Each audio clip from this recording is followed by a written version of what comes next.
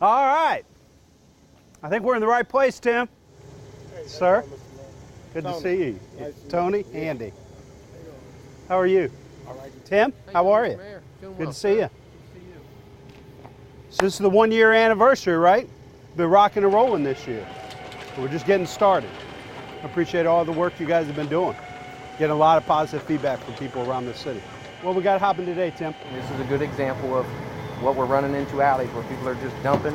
These are the 300-gallon containers that we've been trying to switch out, that we've talked about, where you've talked about trying to switch out to the 90s where we can. So we're going from these larger green ones to these here. Correct.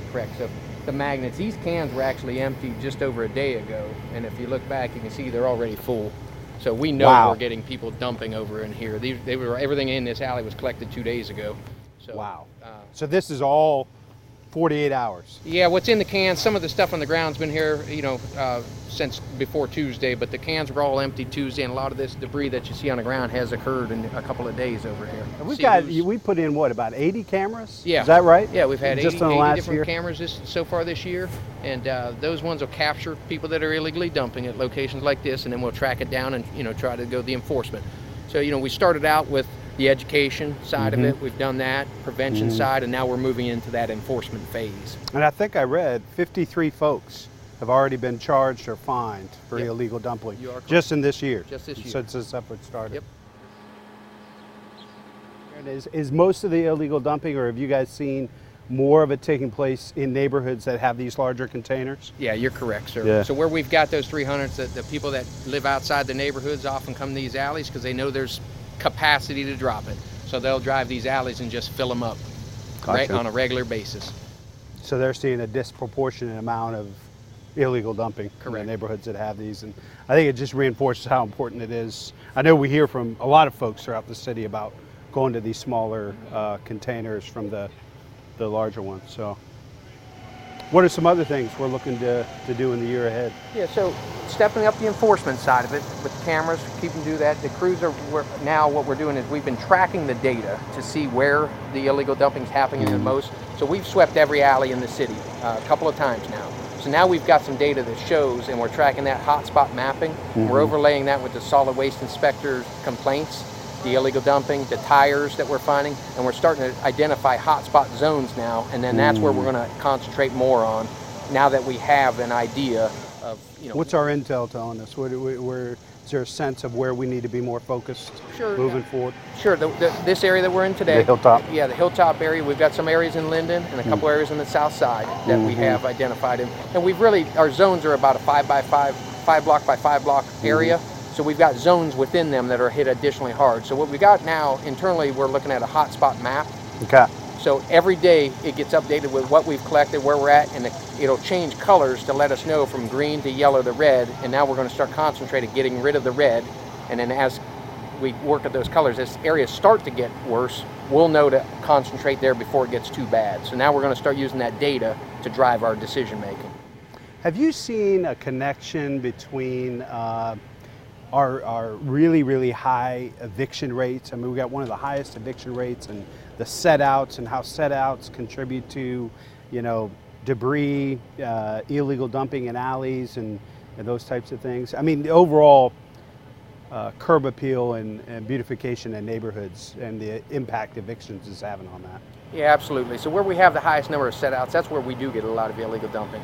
So if someone gets evicted, the landlord or the property owner then takes that stuff, and typically they're hiring somebody or just dumping it in those areas around there, not paying for the private hauling of that. So we do see a lot of that contributing to those areas. So where we have high eviction areas is where we're also seeing a lot more of the illegal dumping. So one more reason we got to fix our broken eviction system here in this community. Not only is it a threat to family strength and stability, but directly to neighborhood quality of life. And so grateful for some of the progress we're making in reducing evictions. You can only imagine if a neighborhood is consistently turning over and people are being set out because of eviction, probably going to have more and more neighborhoods looking like this, which just isn't acceptable for kids and families. How many crews, what hours? Are we pretty much going Monday through Friday? Are we doing weekends? We do a little bit of weekends, but it's mainly Monday through Friday. We have 3 crews. Every station has a crew. So Okay. each of our outposts, we have the 3, everyone, and all they do is every day, all day long, illegal dumping.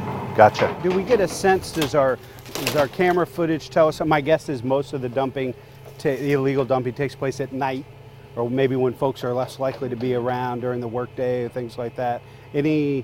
Is it mostly at night? It's certainly after 5, 6 p.m. So a lot of those work days when they're coming home from the work day, that's where we do see a lot of construction debris getting illegally dumped as well. So those contractors at the end of the day that are illegally dumping, they're coming in after 5, but they're certainly coming during the evening hours.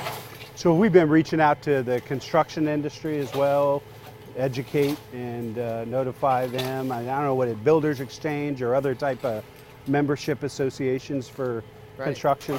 We can. It's really a lot of the the home remodeling.